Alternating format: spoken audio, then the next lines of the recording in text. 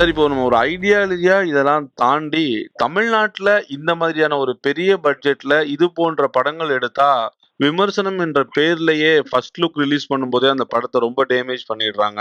இதே மாதிரியான கதைகள பக்கத்து மாநிலத்துல கேரளாலயோ, கர்நாடகாலயோ, ஆந்திராவில் எடுத்தா மட்டும் நம்ம தமிழ் ஆடியன்ஸ் இங்க இருக்கக்கூடிய விமர்சகர்கள் அந்த மாதிரியான படங்கள கொண்டாடுறாங்கங்கிற ஒரு பேச்சும் அடிபடுது. இத எப்படி சார் பார்க்குறீங்க? இல்ல அப்படி சொல்ல முடியாது. இப்போ உதாரணத்துக்கு ஒரு இதா கற்பனையா சொல்றேனே, இந்த படத்த ராஜமௌழி எடுக்காம யாரோ ஒருத்தர் எடுத்திருந்தாரு அப்படின்னா, அது இந்த அளவுக்கு வந்து ஒரு பேசப்படுற விஷயமா இருந்திருக்காது.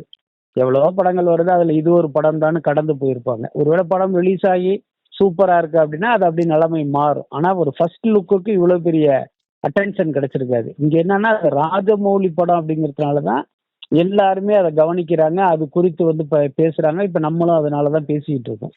வேற யாரோ பண்ணியிருந்தா பேச மாட்டோம். அதுக்கப்புறம் இந்த மாதிரி படங்களை தமிழ்நாட்டு மக்கள் வந்து ஒரு பெருசா எடுக்க மாட்டாங்க. நான் ஏற்கனவே சொன்ன மாரி இந்த மக்கள் வந்து அந்த தீவிர இந்துத்துவ மனநிலை வந்து நம்ம தமிழ் மக்களுக்கு அவ்வளவா வரல. அதனால அவங்க இத வந்து ஒரு பெருசா எடுக்க மாட்டாங்க. அதுக்கு அடுத்து என்னன்னா, நீங்க சொல்ற மாரி ஒரு பாகுபலி படத்த, கேஜிஎஃப் படத்த கொண்டாடுற மக்கள், நம்ம ஊர்ல அப்படி ஒரு படம் எடுத்தா கண்டுக்கிறது இல்ல அப்படிங்கிறது இருக்குல்ல, அது கூட ஒரு சரியான விஷயமா எனக்கு தோணல. என்ன காரணம்னா, இப்ப கர்நாடகாங்கிறது பாத்தீங்கன்னா, தமிழ் திரைப்படத்துறையோட ஒப்பிடும்போது பாத்தீங்கன்னா, ரொம்ப ரொம்ப சின்ன இண்டஸ்ட்ரி. ஆனா அங்கிருந்து பாத்தீங்கன்னா, பல நல்ல படங்கள், பல பெரிய படங்கள்லாம் வர ஆரம்பிச்சிருச்சு. அதே மாரி தெலுங்கு படத்துறையில இருந்து. ஆனா தமிழ்நாட்ட பாருங்க, ஒரு கங்குவா மாரி ஒரு படத்த எடுத்து மக்களை ஏமாத்தணும்னு நெனைக்கிறாங்களே தவிர, ஒரு கேஜிஎஃப் மாரியோ, ஒரு பாகுபலி மாரியோ, ட்ரிபிள் ஆர் மாரியோ ஒரு பிரம்மாண்டமான படத்த எடுத்து, மக்கள வந்து என்டர்டெயின் பண்ணணும் அப்படிங்கிற நோக்கம் இவங்க கிட்ட இல்ல. அப்ப இங்க படம் எடுக்கும்போது அத மக்கள் வந்து கண்டிப்பாக கழுவி ஊத்தத்தான் செய்வாங்க.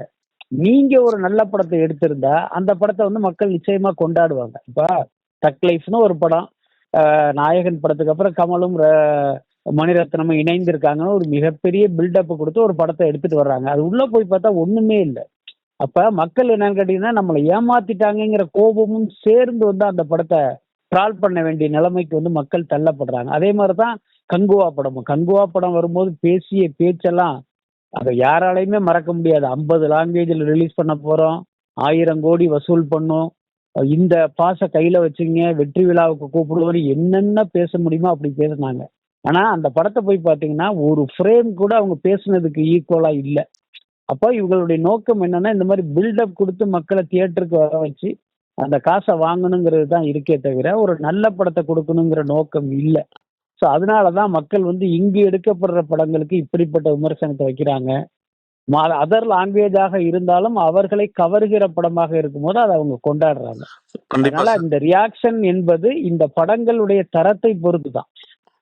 ஓகே. சார், இப்போ ஒருவேளை இந்த ஆடியோ லான்ச்ல இந்த மாதிரியான நேரங்கள்ல அவங்க படத்த பத்தின பில்டப் இல்லாம, வெறுமனே ஒரு ட்ரெய்லர் மட்டும் குடுத்துட்டு போயிட்டாங்க அப்டின்னா, இந்த மாதிரியான விஷயங்கள் நடக்காம இருக்குமா சார்?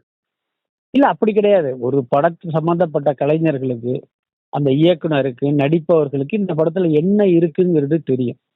அத வந்து பாத்தீங்கன்னா, நீங்க வந்து அப்படி ஒரு பூடகமா ஆடியன்ஸுக்கு சொன்னீங்க அப்படின்னா, அவன் ஒரு வகையான எதிர்பார்ப்புல இருப்பான். ஆனா இவங்க என்ன பண்றாங்க, அந்த படத்துல என்ன இருக்குங்கிறத பத்தி பேசுறதே கிடையாது. அத மொத்தமாவே ஹைட் பண்ணிட்டு, அதுக்கு சம்மந்தம் இல்லாம ஒரு ஆடியன்ஸ மிஸ்லீட் பண்ற மாரி வேறு விஷயங்கள பேசி ஒரு பெரிய ஹைப்ப ஏத்துறாங்க. அது வந்து தப்பா போயிடுது. அதுதான் முக்கியமான விஷயம். நீங்க படத்துல இருக்கிற எல்லாத்தையும் சொல்ல வேண்டிய அவசியம் இல்ல. ஆனா இந்த படம் என்ன ஜானர், இது என்ன மாரியான இப்ப இதுல எடுக்கப்பட்ட படங்கிற மாரி ஒரு சின்ன சின்ன தகவல்கள நீங்க வந்து ஷேர் பண்ணலாமே.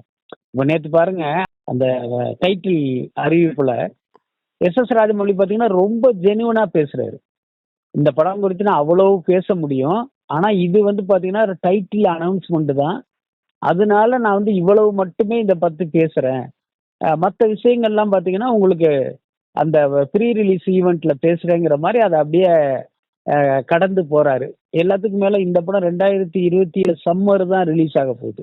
அப்ப இன்னைக்கே ஃபுல்லா பேசி ஒரு எதிர்பார்ப்ப கிரியேட் பண்ணி, அது நாளைக்கு வந்து நெகட்டிவா மாறிடக்கூடாதுங்கிற அந்த ஜாக்கிரதை உணர்வோடு அவங்க பேசுறாங்க.